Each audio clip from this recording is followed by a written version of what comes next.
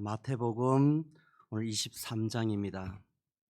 마태복음 23장 25절, 28절 같이 합독하도록 하겠습니다. 23장 다 읽었으면 좋겠지만은 다 읽어도 25절, 28절만 저와 여러분이 합독하도록 하겠습니다. 같이 25절부터 같이 읽겠습니다. 시작. 화 있을진저 외식하는 서기관들과 바리새인들이여, 장과 대접의 겉을 깨끗이 하되 그 안에는 탐욕과 방탕으로 가득하게 하는도다. 눈먼 바리새인이여, 너는 먼저 인을 깨끗게 그리하여 그것도 깨끗하리라. 화 있을진저 외식하는 서기관들과 바리새인들이여, 해취람 무덤 같은 겉으로는 아름답게 보이나 그 안에는 죽은 사람이 뼈와 모든 더러운 것이 가득하도다. 이와 같이 너희도 겉으로는 사람에게 옳게 보이되 안으로는 외식과 불법이 가득하도다. 아멘.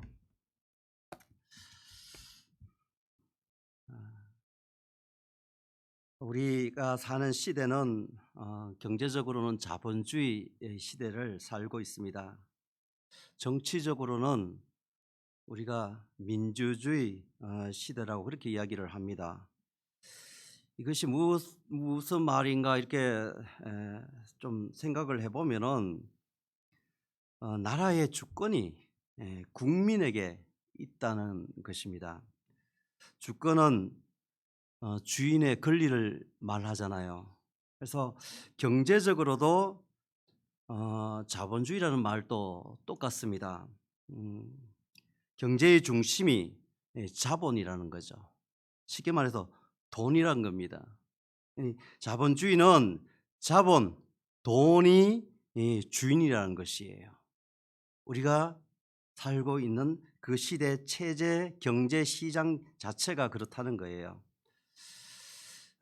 경제의 중심이 자본이라 그렇게 우리가 생각해 보면서 이 말이 무슨 말인가 생각했을 때 돈에 따라서, 돈의 움직임에 따라서 우리가 움직이고 살아가는 그런 시대라는 것입니다. 그런데 사실 가만히 생각해 보면 말이 좋아서 경제적으로 자본주의다, 뭐 공산주의 뭐 이렇게 얘기하지만은 생각해 보면은 그 돈이 결국은 모든 것을 지배하고 결정하고 그런 시대를 우리가 살고 있구나, 그런 생각을 합니다. 사람이 중심이 아니라 돈이 중심이고, 사람이 먼저라고 했지만 사람이 먼저가 아니라 돈이 먼저입니다. 그렇잖아요. 돈이 모든 것을 평가하는 기준이 되었습니다. 거기에는 사람도 거기에 포함된 것입니다.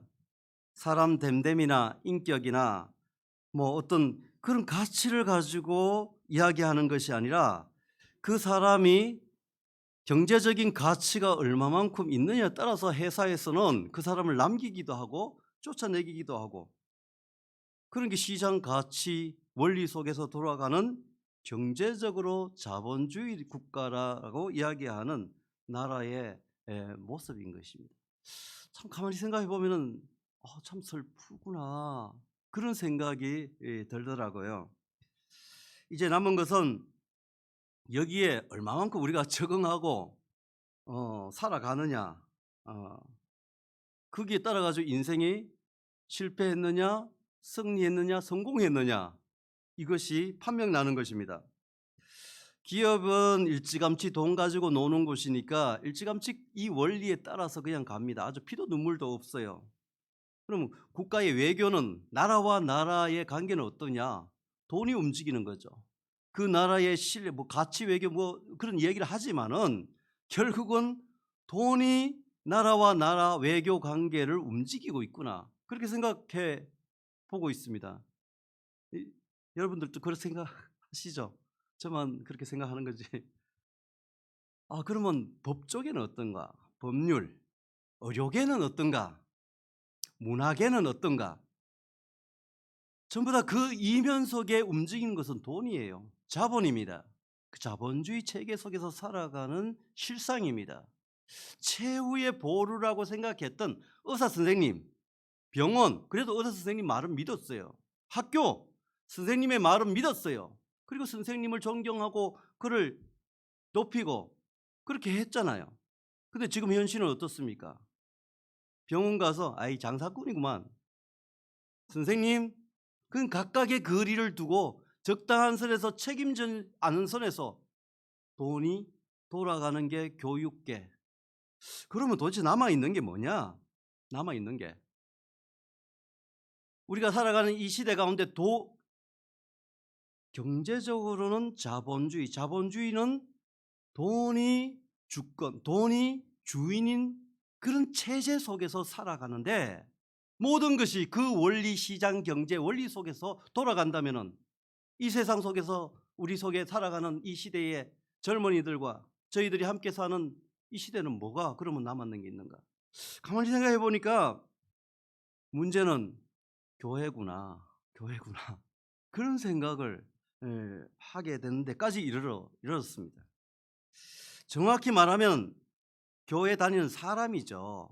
그렇지 않겠습니까?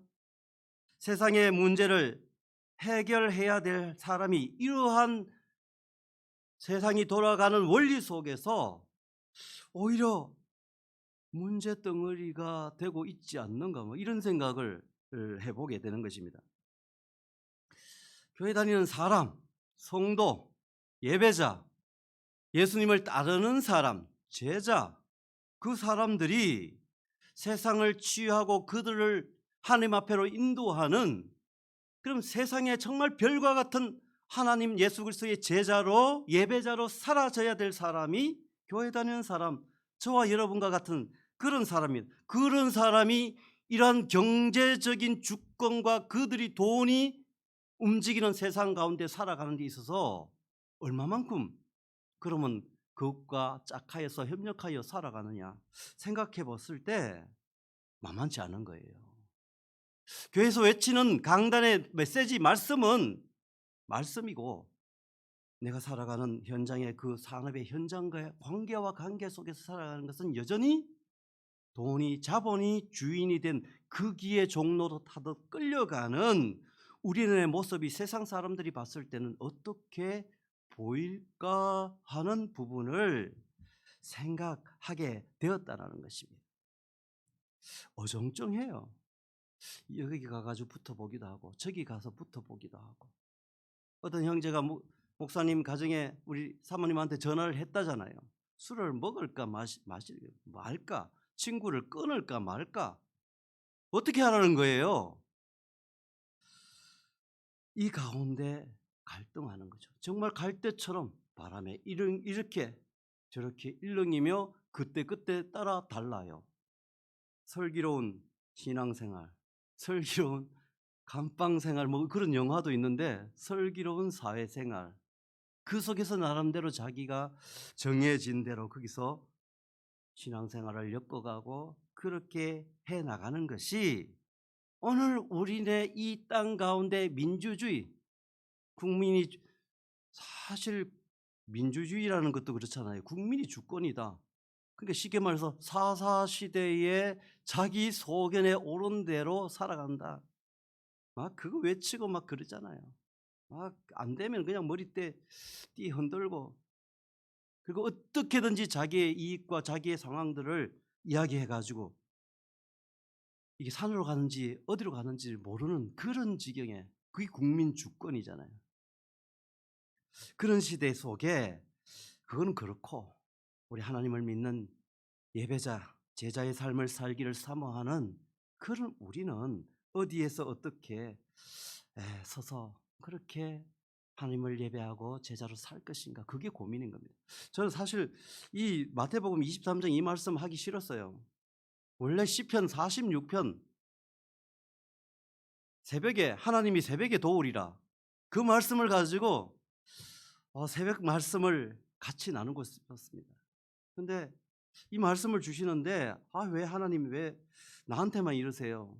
이 주제를 가지고 같이 저는 그냥 위로하고 격려하고 그렇게 했으면 좋겠는데 이 말씀을 가지고 묵상하며 하나님 이 말씀을 어떻게 우리 왜 동북교회 가지고 거기다 대고 이 말씀을 하라 하십니까?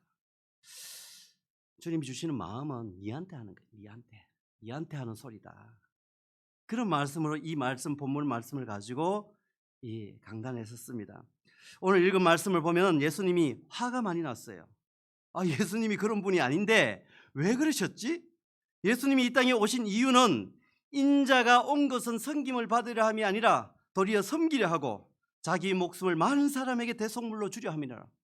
예수님이 밝힌 이 땅에 오신 목적입니다. 사람이 내 말을 듣고 지키지 아니할지라도 내가 그를 심판하지 아니하노라. 내가 온 것은 세상을 심판하려 함이 아니요 세상을 구원하려. 예수님이 온 목적입니다. 더 한번 예수님이 그렇게 이 땅에 오셨고 이 땅에 오신 목적대로 죄인들을 위해서 왔다고 했습니다. 실제 그렇게 살았잖아요.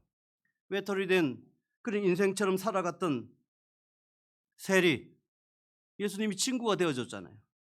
가늠하다 현장 속에서 잡혀 끌려온 여자 용서했잖아요. 사마리아 사람들 사람 취급도 안 하는데 그것을 내가 통과해야겠다 하여서 만나 주셨고 그 속에 천국의 복음을 선포했잖아요. 근데 왜 이렇게 화가 났을까? 오늘 유일하게 참지 못하고 분노하고 경고했던 자들이 오늘 본문 속에서 소개되는 바리새인과 서기관들인 것입니다. 제사장들인 것입니다. 그 시대 종교 지도자들인 것입니다. 모든 죄를 다 용서해 주신다 했고 그런데 유독 이들에게만 불같은 노염으로 왜 드러냈을까? 욕을 해도 그냥 한 게 아니에요. 뭐라고 이야기합니까? 이스라엘 사람들이 진짜 치욕스럽게 생각하는 거. 아이 독사이 자식들. 그렇게 이야기하셨잖아요. 뭐 요즘 그런 얘기 했다 그러면 뭐라 하겠습니까?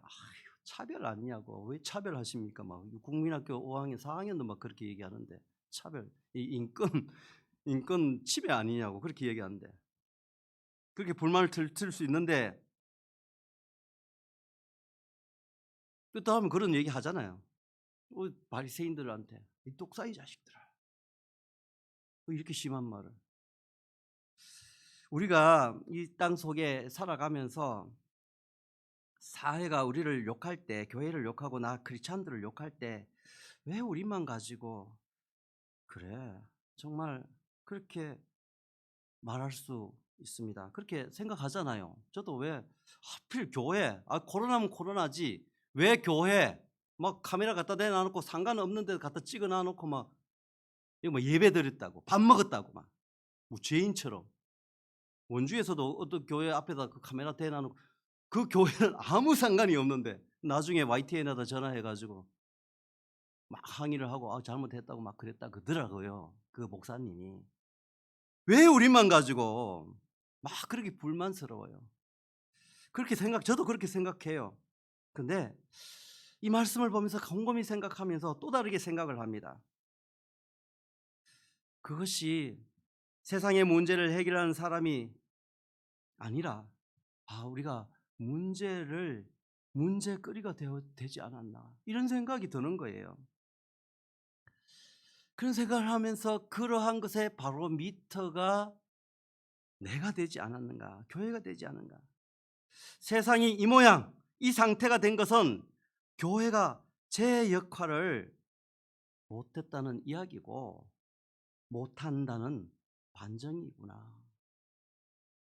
이런 생각을 해보는 것입니다. 바꿔서 이걸 생각해 보면 세상을 보면은 교회의 상태를 볼 수 있겠구나. 제가 앞에서 그랬잖아요. 나는 이것을 하기 싫은데. 정치가 싸움만 한다고 하잖아요. 도덕이 무너졌다고 하잖아요. 양심도 없고 범법이 행행하고 전세 사기 뭐 별의별 얘기가 다 근데 그 사회를 보면은 교회의 상태를 우리가 알 수 있지 않느냐. 그 마음. 제가 90년대 중반 정도에 제가 캐나다 갔어요. 갔는데 거기는 교회가 연합교회가 한 70% 이상입니다. 70%. 나머지가 이제 감리교, 장로교, 연합교회라는 게 뭐냐면은 에큐메니칼 그 운동이 일어났을 연합 운동이 일어났을 때 뭐 장로교, 감리교, 침례교, 뭐 가톨릭까지 다 해가지고 때려 뭉쳐가지고 만든 게 연합교단입니다. 7, 80%예요. 근데 안 따라가는 사람들이 여전히 장로교로 있고 감리교도 있고 옛날에 해준교회는 다 따라가 버렸고 침례교도 좀 있고 뭐 가톨릭은 자기 나름대로 그렇게 또 하다가 그런 교회가 연합교회인데 텅텅 비어가고 있습니다. 근데 그때 갔을 때 벌써 동성애 그 문제로 교회가 시끄러웠고 연합교회는 그것을 이미 받아들였습니다. 80년대 초에 이미 받아들였고 교회가 앞장서서 그것을 가결시키고 땅땅땅 통과. 그리고 나서 10년 후에 정치권이 그것을 가지고 들고 돌아왔던 것입니다. 제가 왜 이야기? 그 시대의 사회를 보면은 그 교회의 상태가 어떠냐 하는 것을 짐작하게 한다는 거예요. 교회가 없어서. 근데 참 아이러니한 것은 그 연합교회의 총회장이 한국계 사람이에요. 한국계 목사. 한국계 사람이 총회장이 되어서 캐나다 교회 수장인데 그분이 총회장으로 계실 때 그 일이 벌어졌는 거예요. 뭐 총회장이 다 하는 건 아니지만은 정말 가슴 치며 하나님 교회가 먼저 그렇게 세상의 그 부분을 받아들여서 게이, 레즈비언 목사를 세우고 교회 앞에 편말 앞에다가 무지개 표시 이미 90년대 제 중반에 가보니까 그 모양이에요. 물론 그게 집단적이지 않기 때문에 반대하는 교회는 그 교회는 그 사람들이 출입하지 않습니다. 그 표시한 교회만 가죠. 그렇지만 그 한 테두리 속에 다 거기에 같이 있는 겁니다. 존중한다는 거죠, 서로. 좋은 건지 나쁜 건지 물어나 마나죠. 제가 여기서 이야기하는 것은 교회가 앞서서 그렇게 그러한 그 모양으로 전락해 버리니까 정치권, 사회 맨날 7월 달에 나와가지고 게이 프레이드 뭐 시장도 나오고 함께 뭐 손 흔들고 별의별 이 세상이 돌아가는 상태를 보면서 하나님 교회의 상태가 어떻습니까? 우리에게 보여주는 것입니다. 바닷물의 농도가 여러분 아시잖아요. 바닷물 딱 한 모금 마시면 그 식수로 쓸 수 없잖아요. 그냥 토해버리잖아요. 불과 3.1%에서 3.8%, 평균적으로 한 3.5%가 염도가 그렇습니다. 염도가. 옛날에 2%로 알고 있었는데 한 그 정도 선에서 바다마다 조금씩 틀려서 3.5%가 평균이랍니다. 그 3.5%가 그 속에 염도가 있을 때 그건 바닷물이라고 합니다. 사람이 마실 수가 없습니다. 그 속에 바다가 썩지 않도록 그 역할들을 하는 것이 그 바다의 염도가 그 소금이 하는 역할이라는 것입니다. 제가 이 말씀을 준비하면서 1920년도, 19년도 그때 기독교 인구가 한국의 조선 땅에 이 일제 강점기 속에서 있었던 기독교 인구가 몇 명이었나 한번 통계를 봤습니다. 통계를 찾아보니까 1920년도 인구가 전체 인구가 1617만입니다. 우리 그 일제 강점기 때 일본 사람도 한 35만 명 정도 들어와서 이 조선시대 조선 땅에 살았던 것 같아요. 그런데 여러분 기독교 인구가 14만 4,006명입니다. 기독교 전체 인구가 평양 대부흥이 운동이 지나가고 그렇게 했던 시절을 지나서 교회가 성장을 막 하고 그랬는데 기독교 인구가 14만 4,062명입니다. 아니 62명입니다. 근데 세례 교인은 몇 명이냐? 6만 9,047명. 7만 명이 안 되는 거예요. 세례 교인이. 기독교라고 한 사람이 14만 4,062명이라고 나와 있고, 뭐 이거는 통계만 조금씩 틀릴 수는 있지만 대체적으로 그렇습니다. 몇 퍼센트예요? 몇 퍼센트? 1%도 안 되는 거예요.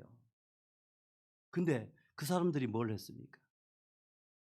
그 사람들이 빼앗긴 이 나라, 이 조국, 어떻게 보면 담이 허물어졌고 사람들은 절망 속에 살아가는 이 땅 속에 복음이 들어왔고, 그들을 통해서 학교가 지어졌고 병원이 지어졌고, 그들을 통해서 3.1절 만세운 운동이 일어났고, 33인의 그 인원 속에서 민족 대표자의 16명이 크리스찬이었어요. 만주 땅을 벌판을, 그 어렵고 힘든 그 시대를 지나면서 독립운동의 그 선봉장에 섰던 사람들이 정치적이든 뭐든 사상적이든 예수 그리스도를 주로 믿고 나온 크리스찬들이었습니다. 그들이 함께 헌신함으로 이 나라 이 민족이 세워졌고, 오늘날 이 땅에 대한민국이라는 나라가 여기에 서 있습니다. 그런데 지금 현재 기독교 인구가 몇 명이냐고요. 많이 줄었다고 했는데 20%, 25%를 바라봤던 한국 교회의 기독교 인구가 10% 줄었다 해도 다 깎아놔서, 여러분, 바닷물을 짜게 해도 뒤집어도 몇 번 뒤집을 수 있는 그런 사람들의 숫자를 가지고 있는 게 한국 교회인 것입니다. 예수님이 바리새인과 서기관들에게 이토록 진노하고 심판을 예고한 이유는 딱 한 가지입니다. 외식입니다. 외식. 예수님이 생선구이는 좋아해도 외식하는 건 참 싫어했구나. 그냥 우스갯소리로 하는 얘기지만, 우리 장로님도 아까 예배 마치고 외식하러 갔다 오셨나요? 저 집에 가다가 제 아내가 이제 아동부 모임 때문에 이제 모임을 하고 아들한테 우리 외식할까 그러니까 자기는 그냥 집에 가서 먹자고 얘기하더라고요. 그래서 저는 외식을 안 했습니다. 여러분, 예수님이 묻자고 그냥 한 얘기지만은 예수님이 그토록 질책하며 싫어했던 것이 외식입니다. 외식. 누구한테 애들 물어보니까 외식이 뭐냐고 물어보니까 바깥에 나가서 밥 먹는 거? 식구들끼리 바깥에 나가서 밥 먹는 게, 그것도 이제 근사한 데 가가지고 뭐 서양식 요리가 우리 개념 속에서, 옛날에 어른들 속에서 외식한다는 건 그런 개념을 가지고 있잖아요. 성경에서는 그 이야기를 하는 게 아니잖아요. 그죠? 이 한자어인데 바깥 외자 그리고 꾸밀식자를 써가지고 외식한다. 이 한자어잖아요.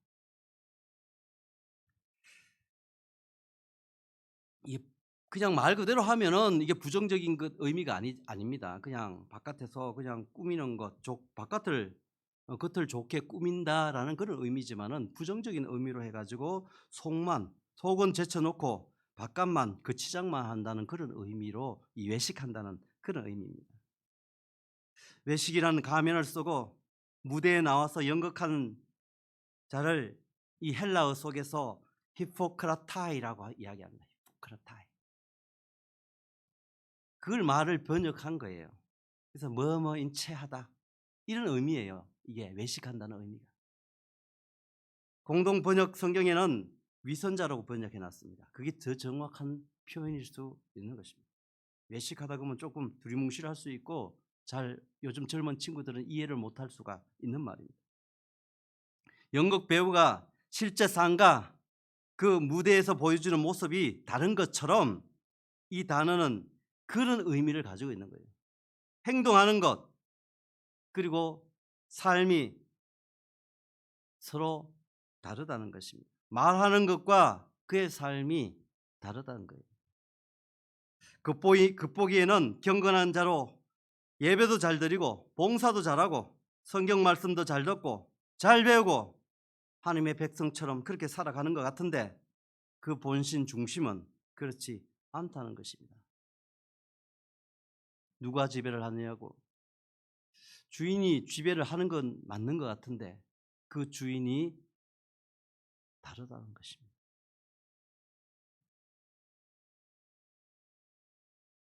그들은 사람들에게 인정받고 싶어하고 박수받고 싶어하고 하나님을 깊이 생각하고 사랑하고 하나님의 뜻을 따라 자기를 쳐서 복종하기 위한 것이 아니란 것입니다.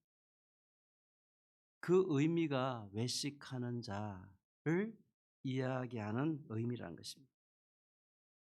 그리스도인들은 무엇을 했느냐가 중요한 것이 아닙니다. 어떤 사람인가가 중요한 것입니다.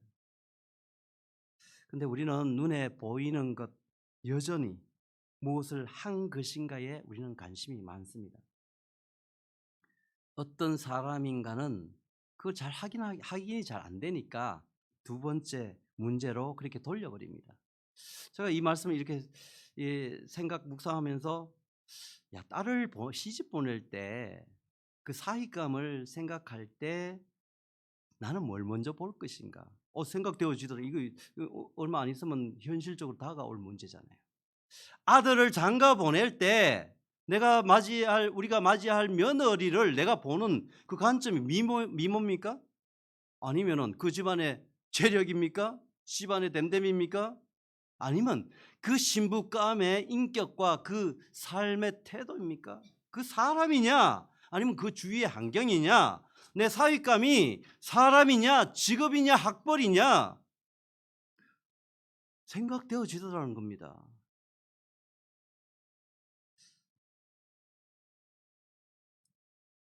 그리스도인은 무엇을 했느냐, 어떤 모습을 가지고 그렇게 있느냐보다 그 사람 그 중심에 어떤 사람이는가, 그것이 더 중요하다는 것입니다.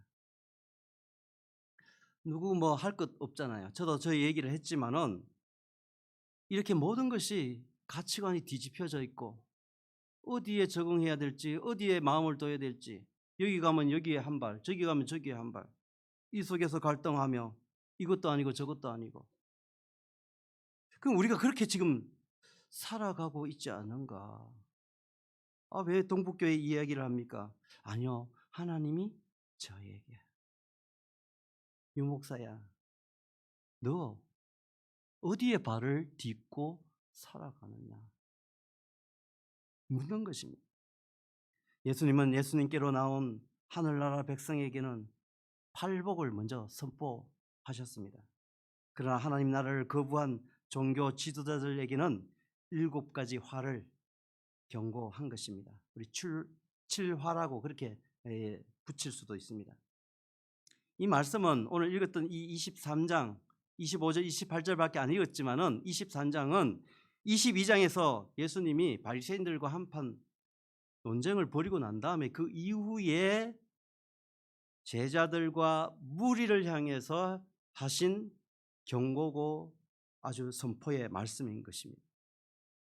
바리새인들이 와가지고 어떻게든지 예수님을 넘어뜨리려고 그렇게 깐죽거리면서 대답했다가 판판이 그냥 깨지고 자기들이 대답할 것을 못 찾고 그냥 물러났잖아요.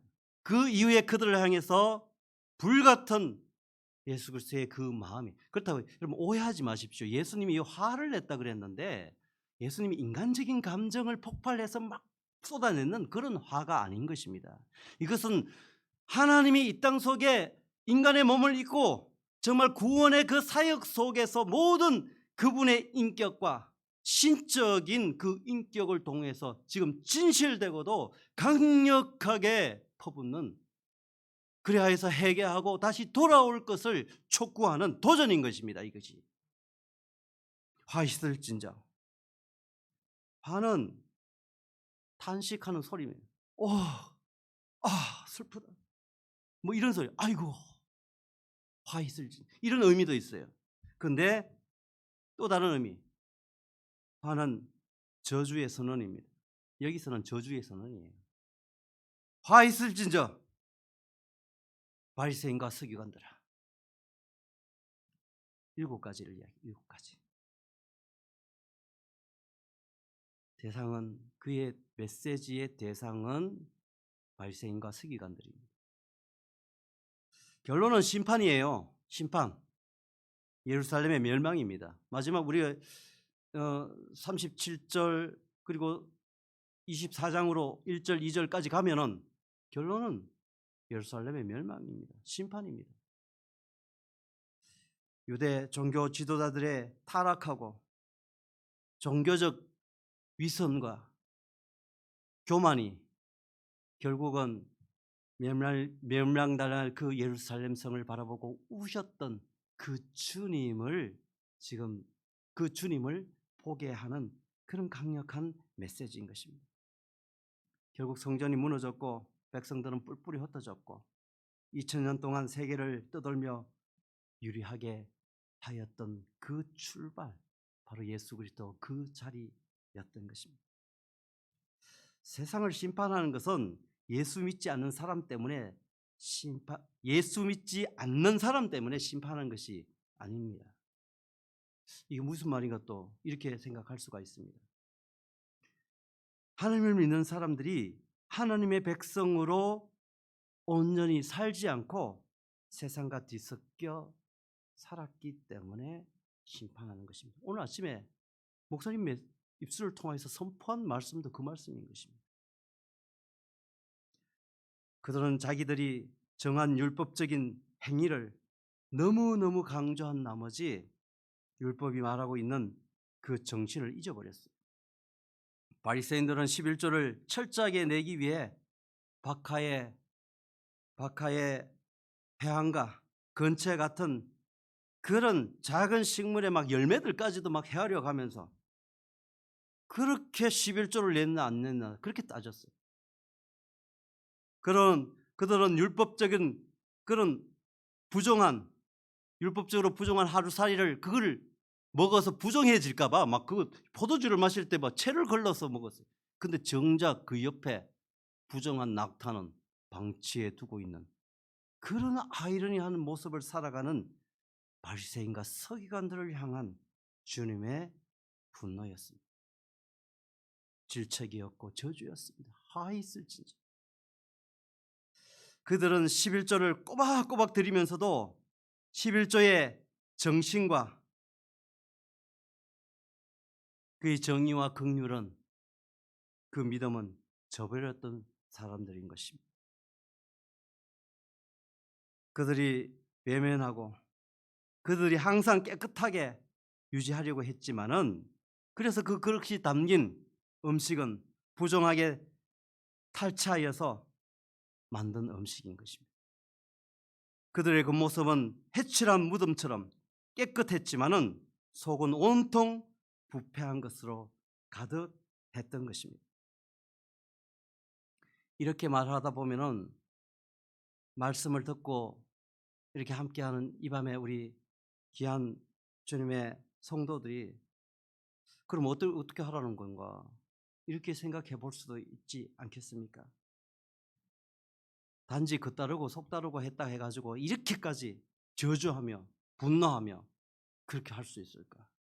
지금 그 문제가 아닌 것입니다. 그런 단순하게 저와 여러분이 이야기하는 아우 내가 좀 자고 싶은데 막 더 자고 싶은데 막 억지로 쳐서 이게 외식하는 이거 자고 싶으면 그냥 자지 무슨 거기서 일어나 가지고 또 막 거룩한 척 새벽기도 나오고 왜 그런데 이 문제가 아닌 것입니다. 지금 이걸 가지고 외식한다 위선자다 이야기하는 그런 내용의 것이 아닌 것입니다. 이 사람들은 바리새인과 서기관들은 모세의 자리에 앉아 있었던 사람들, 모세의 율법을 가르치는 역할을 맡았던 공식적으로 그렇게 맡았던 사람들입니다. 그것을 해석하고 그들이 율법 속에서 나온 것들 중에서도 613가지를 생활 규범을 만들어 놓고 백성들의 생활 전반적으로 그것들을 적용하게 살게 하고 그 속에 긍휼과 진짜 그 의미의 긍휼과 의와 그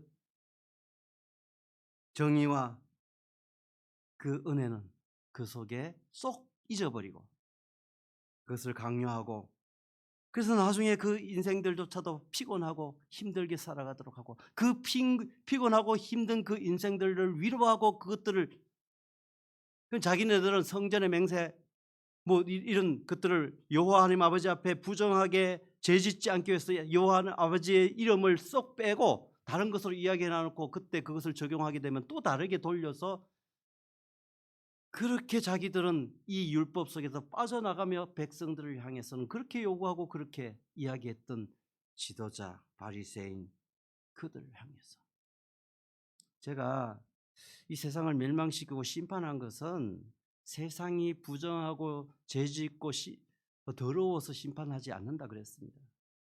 성경에도 그렇게 이야기하고 있잖아요. 소돔과 고모라를 심판하고 멸망시킬 때 의인 10명이 없어서 소돔과 고모라를 심판했습니다. 그것은 거기에는 동성애자도 있고 별의별 상상할 수 없는 그런 죄에 빠진 그 도시지만 그 속에 의인 10명이 없었기 때문에 결국은 멸망받는 그 자리로 주님이 심판 앞에 섰던 것입니다. 사랑하는 성도 여러분, 율법을 주신 근본적인 정신은 이 이스라엘 땅 속에 온데간데 없었기 때문에 했습니다. 그렇기 때문에 예수님이 불같이 그들을 향해서 화 있을진자 외치고 그들을 책망하고 저주의 자리로 그렇게 심판했던 것입니다. 율법이 근본적으로 명하는 의와 인과 신에 대해서는 멀리하고 오히려 박하와 회항과 근처의 11조 같은 것을 강조해서 백성들이 종교뿐만 아니라 경제적으로도 완전히 피폐하게 살아가도록 이끌었던 그 사람들, 그들로 인해 하나님은 그 땅을 그만둘 수 없었던 것입니다. 사랑하는 성도 여러분, 어렵고 힘든 시대에 살아가고 있습니다. 돈이 지배하는 시대, 만몬이 지배하는 시대에 우리가 크리스찬의 삶을 거룩한 예배자로 서서 살아가야 되는 힘겨운 삶을, 크리스찬의 삶을 살고 있습니다. 우리가 더 깨어 하나님 앞에, 정말 하나님 앞에 어떻게 하늘로부터 오는 지혜를 구하고, 하나님 주님의 마음이 어디에 머물고 있습니까? 주님의 시선이 어디에 머물고 있습니까? 더 하나님 앞에 기도하고 더 그 하나님의 뜻을 구하는 그런 정말 긴박한 시대에 우리가 직면해 있다고 보는 것입니다.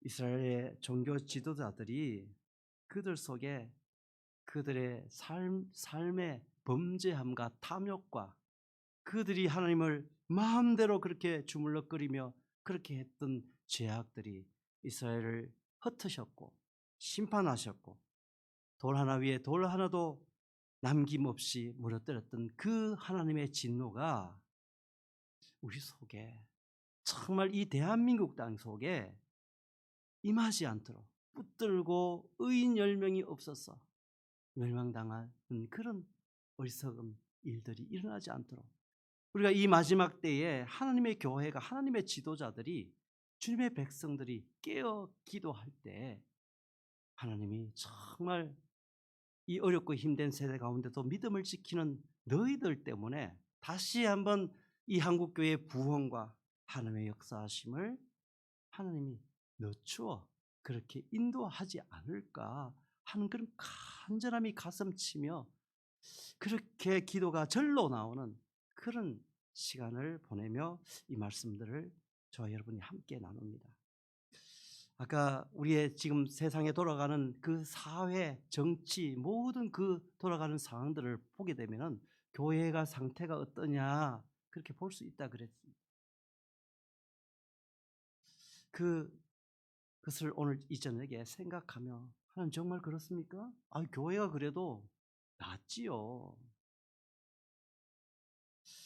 우리 새벽에 새벽 기도하기 좋은 시간입니다. 하나님 가슴 치며, 하나님 이 나라 이 민족 우리 권사님, 장로님 이 나라 이 민족을 붙들고 우리 육체 아픔, 가정, 이웃들을 다 기도하지만은 빼놓을 수 없는 것, 하나님의 교회를 붙들고 기도하는 아침, 그런 날들로 정말 기울어가는 운동장처럼 이 땅 속에 정말 가슴치며 하나님 앞에 부르짖고 기도해야 될 이 시대적인 상황과 지난번에 말씀드렸듯이 우리 자녀들이 살아갈 어렵고 힘든 그 세대에 이들을 위해서 기도하고, 하나님 긍휼함을 불쌍히 여기시고 이 나라의 민족을 다시 한번 부흥의 불길로 인도해 주십시오. 기도하는 복된 그런 귀한 성도들이 되시기를 주님의 이름으로 축원합니다.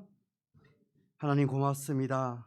부족한 종이 정말 두렵고 떨림으로 부담으로 하나님 아버지 앞에 이 말씀을 들고 섰습니다. 주님, 말씀하실 것만 우리 함께 이 동북 공동체 속에 말씀하시고 잘못 전한 것이 있다면 하나님께서 거두어 주시고 생각나지 않도록 주님 인도하여 주시옵소서. 모든 것 주님께 찬송과 영광을 올려드리며 예수님 이름으로 기도드립니다. 아멘.